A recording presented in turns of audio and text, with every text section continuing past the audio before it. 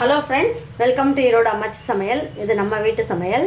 இன்றைக்கி நம்ம பார்க்க போகிறது ஒரு சூப்பரான நல்ல டேஸ்டான ஹெல்த்தியான பருப்பு கீரை சாம்பார் எப்படி வைக்கலான்னு பார்ப்போம். அரைக்கீரையும் பருப்பும் வச்சுட்டு ஒரு சூப்பரான நல்ல ஒரு ஹெல்த்தியான சாம்பார் ஒன்று வைக்கலாம். அதை எப்படி வைக்கலான்னு பார்ப்போம் வாங்க.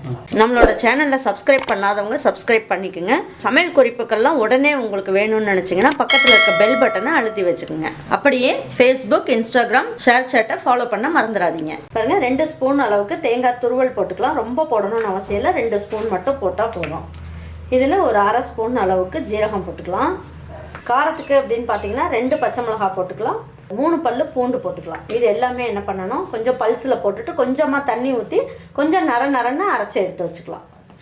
இப்போ இந்த கீரை செய்யறதுக்கு நல்ல 1 ஸ்பூன் அளவுக்கு நல்லெண்ணெய் ஊற்றிக்கலாம். நல்லெண்ணெய் ஊற்றுனீங்கன்னா நல்ல டேஸ்ட்டாக இருக்கும் கீரைக்கெல்லாம். அப்படி இல்லைன்னா தேங்காய் எண்ணெய் யூஸ் பண்ணிக்கலாம். ஒரு அரை ஸ்பூன் அளவுக்கு கடுகு போட்டுக்கலாம். 1 இன்ச்சு கருவேப்பிலை போட்டுக்கலாம். 1 கைப்பிடி அளவுக்கு சின்ன வெங்காயத்தை கட் பண்ணி வச்சுருக்கேன், அதையும் போட்டுக்கோங்க.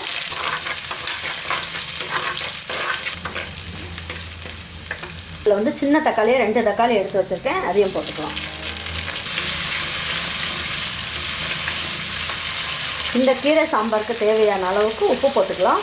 கொஞ்சமாக மஞ்சள் தூள் போட்டுக்கலாம்.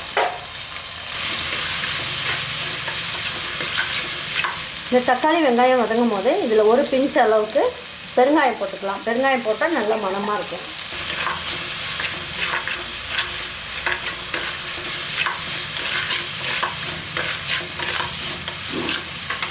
இப்போ நான் என்ன பண்ணியிருக்கேன், 1 கட்டு அளவுக்கு அரைக்கீரை வாங்கி நல்லா க்ளீன் பண்ணி வச்சுருக்கேன். கொஞ்சம் தண்டோடு, அதாவது அடியில் உள்ள பாகம் தண்டு இருக்குள்ள அதை எடுக்காமல் இந்த கீரையோட ஒட்டினாப்பில் இருக்க தண்டையும் போட்டுக்கலாம். நல்லாயிருக்கும் டேஸ்ட்டு.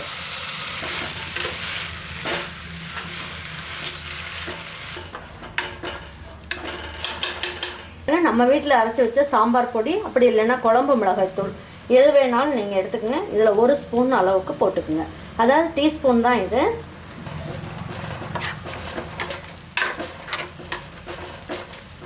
நல்லா வதங்கிடுச்சு.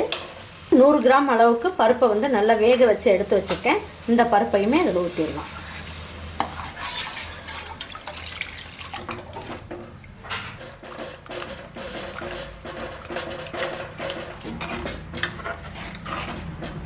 பாருங்கள், இந்த அளவுக்கு தண்ணி ஊற்றிருக்கோம். இந்த அளவுக்கு ஊற்றினாலே நமக்கு கரெக்டாக இருக்கும். எல்லாம் ஒன்றா சேர்ந்து இன்னும் ஒரு 3 நிமிஷம் நல்லா வேகட்டும். இது பருப்போடு சேர்ந்து கீரை வேகும் போது நல்லா டேஸ்ட்டாக இருக்கும். பாருங்கள், இப்போ 1 நிமிஷம் ஆயிருக்கு. இப்போ பார்க்கலாம். இப்போ இன்னும் பருப்பை இதெல்லாம் கொதிக்க ஆரம்பிக்கல. அதாவது தேங்காய், ஜீரகம் அதெல்லாம் போட்டு நல்லா இந்த அளவுக்கு தரன்னு அரைச்சா போதும். இப்போ இதில் ஊற்றிடலாம். இதில் பச்சை மிளகாயெல்லாம் போட்டிருக்கிறதுனால இதோட பச்சை வாசம்லாம் போகணும்.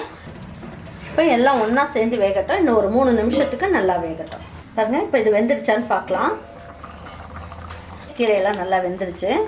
இப்போ என்ன பண்ணலான்னா, இதுக்கு ஒரு தாளிப்பு கொடுக்கலாம். இந்த மாதிரி ஃபைனலாக ஒரு தாளிப்பு கொடுக்கும் போது இந்த கீரை பருப்பு குழம்பு ரொம்ப நல்ல டேஸ்ட்டாக இருக்கும். இது 1 ஸ்பூன் அளவுக்கு நல்லெண்ணெய் ஊற்றிக்கலாம். நல்லெண்ணெய், நெய் எது வேணாலும் ஊற்றிக்கலாம். தேங்காய் எண்ணெய் எது உங்களுக்கு பிடிக்குமோ நீங்கள் ஊற்றிக்கோங்க. பூண்டு நல்லா தட்டி வச்சுருக்கேன், இதை போட்டுக்கலாம். ஃபைனலாக இந்த மாதிரி போட்டு நம்ம எண்ணெயில் வதக்கி போடும்போது நல்ல டேஸ்ட்டாக இருக்கும். இதில் 3 காஞ்ச மிளகாயை, சின்ன காஞ்ச மிளகாய் தான் நான் 2 கட் பண்ணி வச்சுருக்கேன், இதையும் போட்டுடலாம். இந்த அளவுக்கு வதக்கினா போதும். பூண்டு, காஞ்ச மிளகாயெல்லாம் இந்த மாதிரி தாளித்து கொட்டும் போது நல்ல மணமாக சூப்பராக இருக்கும். இதோடைய சேர்த்து நல்லா அப்படியே ஒரு மசிச்சு விட்டுருவோம். இந்த மாதிரி கொத்தமல்லி இந்த மாதிரி தூவி விட்டு நம்ம எடுத்து இறக்கி வச்சு சாப்பிட்டோன்னு வைங்க, நல்ல ஜம்முன்னு நல்ல மணமாக சூப்பராக இருக்கும். இதே மாதிரி ஒரு சாம்பாரை, பருப்பு சாம்பாரை உங்கள் வீட்டில் இருக்கவங்க எல்லாருக்குமே நீங்கள் செஞ்சு கொடுத்துட்டு அவங்களுக்கெல்லாம் பிடிச்சிருந்ததுன்னா லைக் பண்ணுங்கள், ஷேர் பண்ணுங்கள், சப்ஸ்கிரைப் பண்ணுங்கள், மறந்துடாமல் கமெண்ட்ஸ் பண்ணுங்கள். தேங்க்யூ ஃபார் வாட்சிங் ஈரோடு அம்மாச்சி சமையல். தேங்க்யூ.